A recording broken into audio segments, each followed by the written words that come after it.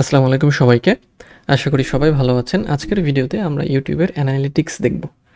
আচ্ছা, তো ইউটিউবের অ্যানালিটিক্স আসলে কী এবং এটা আমরা কিভাবে ব্যবহার করতে পারি? ওকে, সো এই যে অ্যানালিটিক্স, এই জিনিসটা আসলে আমাদের প্রয়োজন কেন?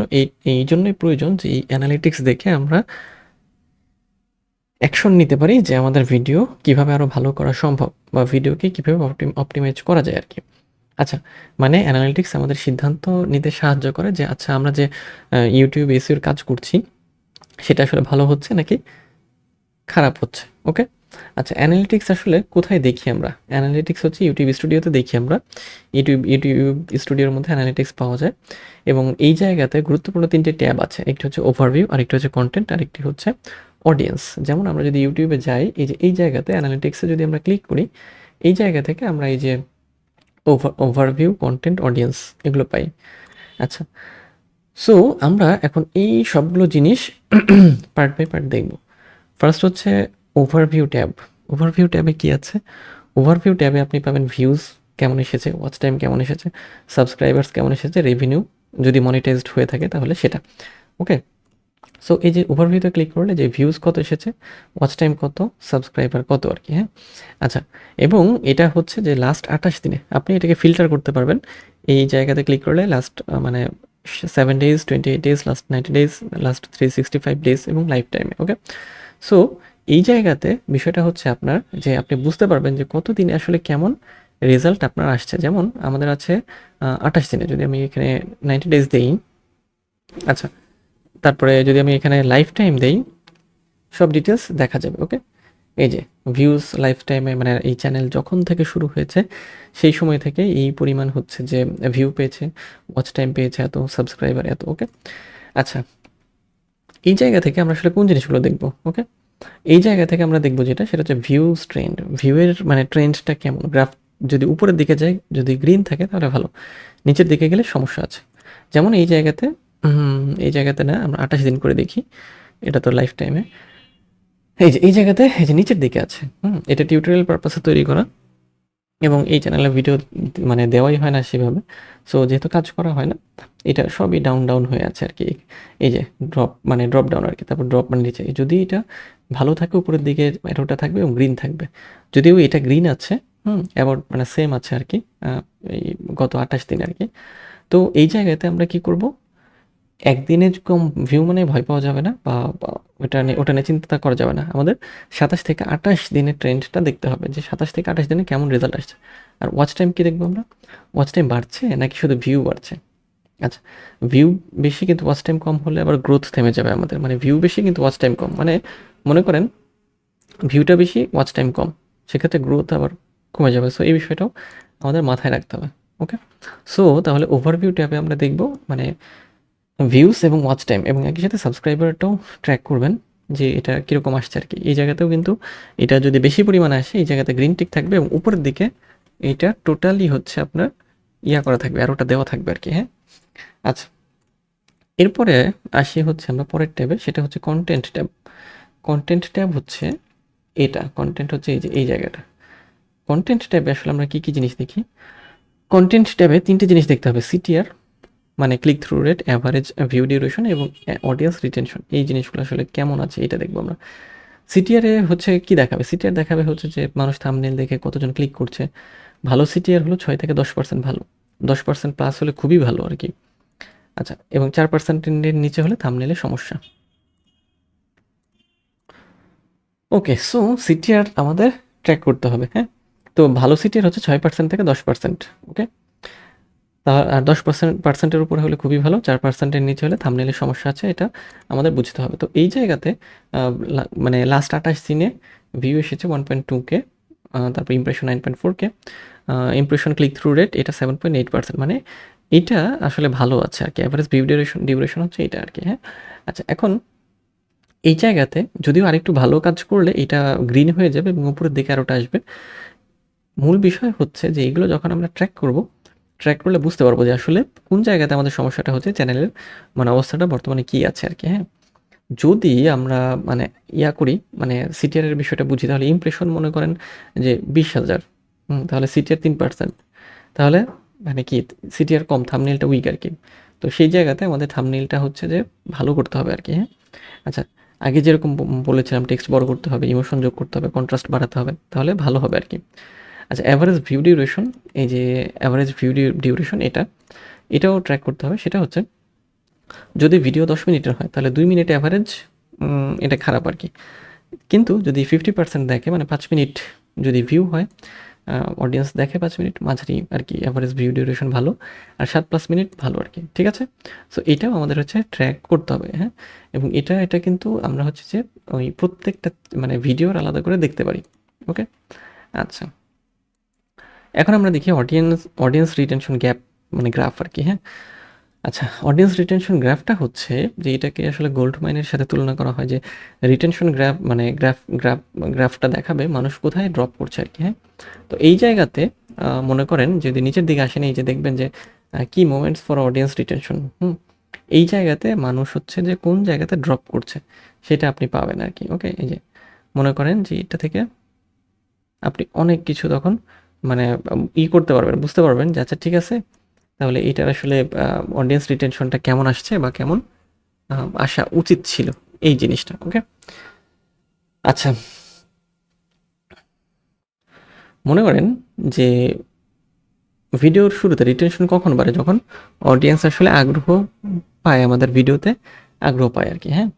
তো সেই জন্য আমাদের হচ্ছে ভিডিওটা ভালো বানাতে হয়, ইন্ট্রো ভালো দিতে হয়, ভেতরের বডির মধ্যে ভালো ভিডিও বানাতে হয় বা ভালো কথা বা ইনফরমেটিভ ইনফরমেশন দিতে হয় আর কি, হ্যাঁ?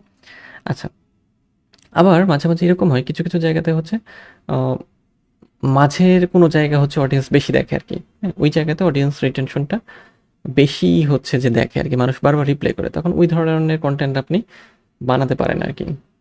এরপরে অডিয়েন্স ট্যাবে আসি আমরা, আমাদের এরপরে আমরা অডিয়েন্স ট্যাবে আসি। এই যে লাস্ট 28 দিনের গ্রাফ দেখছি আমরা, মান্থলি অডিয়েন্স কত? 588, ওকে? আচ্ছা, অডিয়েন্স ট্যাবে আমরা দেখব যে রিটার্নিং ভিউয়ার কেমন, নিউ ভিউয়ার কেমন, ভিউয়ার্স কখন অনলাইনে থাকে, টপ কান্ট্রি কোনগুলো আর কি, সেগুলো আপনি এই জায়গা থেকে পাবেন। যেমন এখানে মান্থলি অডিয়েন্স এত, সাবস্ক্রাইবার এত, তারপর অডিয়েন্স বাই ওয়াচ বিহেভিয়ার আর কি, এই যে নিউ ভিউয়ার এত পার্সেন্ট, ক্যাজুয়াল এত পার্সেন্ট, রেগুলার ভিউয়ার এত আর কি, আর পপুলার উইথ মানে কোন ভিডিওগুলো দ্বারা আমরা হচ্ছে পপুলার হয়েছি। এবং এই জায়গাতে আপনি আরেকটা জিনিস পাবেন, সেটা হচ্ছে যে এই যে এই জায়গা থেকে এজ, জেন্ডার, সাবস্ক্রাইব কারা করছে, সাবস্ক্রাইব কারা করছে না, কোন ডিভাইস থেকে দেখছে, হ্যাঁ? এবং চ্যানেল আরও পুরনো হলে এই জায়গাতে আপনি আরেকটা জিনিস পাবেন, সেটা হচ্ছে যে ভিউয়ার্স কখন হচ্ছে যে ইয়াতে থাকে আর কি, মানে আপনার চ্যানেলে ভিউ করে আর কি। এখানে যেহেতু চ্যানেলটা সেইভাবে বড় হয়নি, সো বলে দিচ্ছে not enough viewer data to show this report. So channel যখন বড় হবে, চ্যানেলে যখন অডিয়েন্স থাকবে, চ্যানেল অ্যাক্টিভ থাকবে,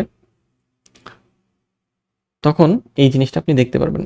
তখন আপনি ঠিক করতে পারবেন যে আচ্ছা ঠিক আছে, তো ওই এক্সটেনশন দ্বারা আপনি তখন ওই জিনিসটাকে করতে পারবেন যে কখন আসলে আমার ভিডিওটা দেওয়া উচিত, ওকে? আর টপ কান্ট্রি আছে, টপ কান্ট্রি পাবেন আপনি এই জায়গা থেকে, দেখি টপ কান্ট্রি, ডিভাইস টাইপ আছে, টপ কান্ট্রি কোথায়? এই যে টপ জিওগ্রাফিক্স, এই যে জিওগ্রাফিস বাংলাদেশ, এবং সিমোরে যদি ক্লিক করেন আরও কিছু অডিয়েন্স আছে আমাদের, আই থিঙ্ক না বাংলাদেশি সব আর কি, হ্যাঁ? এই যে মানে সব ভিউয়ারই বাংলাদেশ থেকেই দেখে।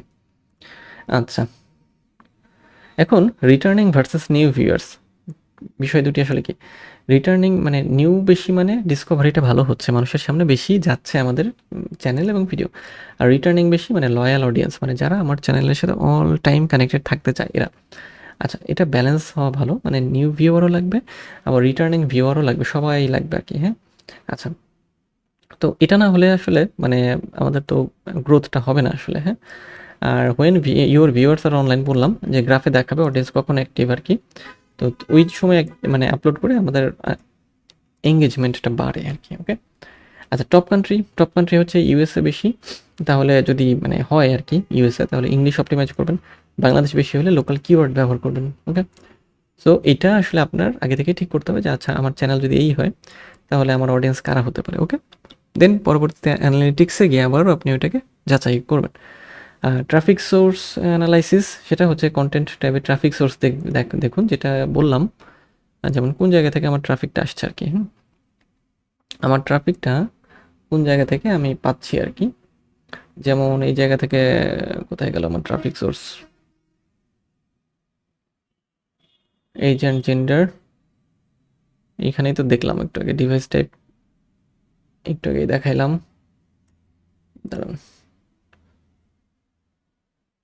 আচ্ছা, এই জায়গা থেকে আমাদের ট্রাফিক সোর্স হচ্ছে যে, মনে করেন যে কোন জায়গা থেকে আমাদের ভিডিওগুলো আসলে কোন জায়গা থেকে মানুষ খুঁজে পাচ্ছে, সার্চ করে খুঁজে পাচ্ছে নাকি সাজেস্টেড থেকে নাকি ব্রাউজ ফিচার আর কি। এই জায়গাগুলো থেকে আমরা হচ্ছে ইয়া করব, হ্যাঁ। যেমন এই জায়গা থেকে এই যে এইখানে যদি আসি, এই জায়গা, এই যে how viewers find your videos, playlist থেকে নাকি ইউটিউব সার্চ থেকে, কোন জায়গা থেকে মানে কোন ফিচার থেকে কত পার্সেন্ট পাচ্ছে আর কি, হ্যাঁ। আচ্ছা, সো সার্চ বেশিতে যদি আমরা পাই তাহলে মানে ট্রাফিক বেশি আসে, এসিও কাজ করছে। তারপরে যদি সাজেস্টেড থেকে বেশি আসি তাহলে রিটেনশনটা ভালো আছে। আর ব্রাউজ বেশি থেকে মানে ব্রাউজ ফিচার থেকে যদি বেশি আমরা ট্রাফিক সোর্স পাই তাহলে সিটিআর প্লাস ওয়াচ টাইমটা শক্তিশালী আমাদের, ওকে। আচ্ছা, এখন আমরা একটা মানে এক্সাম্পল দেখি, সেটা হচ্ছে যে মনে করি আমাদের ভিডিও হচ্ছে how to do YouTube SEO. তো অ্যানালিটিক্সে যদি আমরা সিটিআর দেখি 8%, দ্যাট মিনস ভালো সিটিআর আর কি, হ্যাঁ। আর এভারেজ ভিউ ডিউরেশন 3 মিনিটের কম, মানে 3 মিনিট মনে করেন আর কি, 3 মিনিট। তাহলে এই এভারেজ ভিউ ডিউরেশনটা কম। আর রিটেনশন ড্রপটা হচ্ছে মানে কত মিনিটে, 1 মিনিট 30 সেকেন্ডে আর কি। তাহলে এই জায়গাতে সমস্যা কন্টেন্ট হুকে আর কি, হ্যাঁ। সলিউশন বা সমাধান হতে পারে স্ট্রং হুক দিতে হবে, কুইক ভ্যালু দিতে হবে এবং টিজার স্ট্র্যাটেজি ব্যবহার করতে পারি আমরা, ওকে। সো এই জিনিসগুলো আমাদের হচ্ছে ট্র্যাক করতে হবে অ্যানালিটিক্স থেকে আর কি, ঠিক আছে।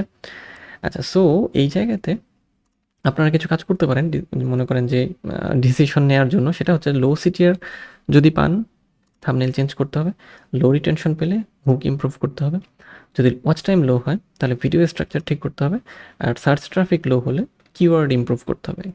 এগুলো হচ্ছে যে সিদ্ধান্ত নেবেন আপনি, আপনি যখন অ্যানালিটিক্স দেখবেন, সো অ্যানালিটিক্সে যখন এইরকম অবস্থা আপনি পাবেন তখন আপনার সিদ্ধান্ত নিতে হবে যে ঠিক আছে আমার তাহলে এই জিনিসটা করা উচিত, এইভাবে এইভাবে এটা করা উচিত, ঠিক আছে। সো এই চেকলিস্ট এখানেই তো থাকলো। আচ্ছা, এরপরে উইকলি অ্যানালিটিক্স রুটিন আপনি যেটা করতে পারেন, প্রত্যেক সপ্তাহে টপ পারফর্মিং ভিডিও কোনটি সেটি দেখবেন, লোয়েস্ট পারফর্মিং ভিডিও কোনটি সেটিও দেখবেন, কম্পেয়ার মানে রিটেনশন করবেন, রিটেনশন কম্পেয়ার করবেন এবং থাম্বনেইল টেস্ট করবেন কোনটা ভালো হয় আর কি, ঠিক আছে। আচ্ছা, সো মূল বিষয় হচ্ছে অ্যানালিটিক্স না দেখলে আপনি হচ্ছে যে মানে অন্ধের মতো ভিডিও বানাচ্ছেন। আপনার অ্যানালিটিক্সের ডাটাই আপনাকে বলবে থাম্বনেইল কেমন, হুক কেমন, অডিয়েন্স কী চায়, ওকে। সো পরিমাপ করুন জিনিসগুলোকে, অনুমান না করে পরিমাপ করুন যে আচ্ছা ঠিক আছে আমার হচ্ছে যে এই জিনিসগুলো ইমপ্রুভ করা দরকার, ঠিক আছে। সো এই হচ্ছে অ্যানালিটিক্স রিডিং, যেটা আপনারা ইউটিউব স্টুডিওর মধ্যে খুব সহজেই পেয়ে যাবেন, ওকে।